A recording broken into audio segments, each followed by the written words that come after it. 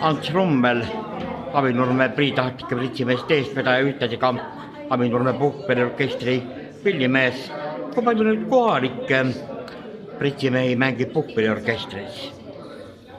Päris kooli küll ei ole, aga meil on 8 meest. 8 meest on pritsimehed ega pillimehed. Kumb huvi on tekkinud enne, kas pritsimehed on hakanud pilli mängima või vastupidi, et pillimehed on läinud tuletõrjesse?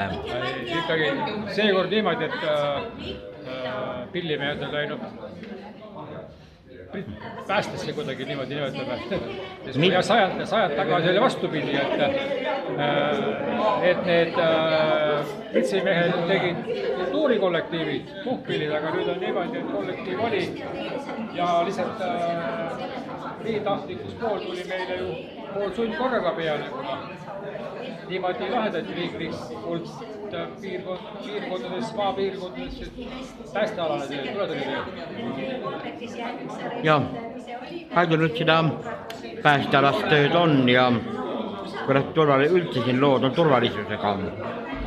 Jah, et tegelikult on huvitav, et kas siis on meie töö, see ennetustöö, oleme tegutsenud 5 aastat oleme nüüd olnud uue nimetatud moodustatud seltsiga siin lahingus ja ega aastast see läheb asi nagu paremaks, et kas siis inimesed on teadlikumad, et õnnetusi juhtub õnneks vähem, aga see ei tähenda seda, et me ei pea valmis olema või kuskile minema, nii et 24/7 on Avinurme 20 meest kogu aeg valmis ja kui midagi, siis me oleme olemas.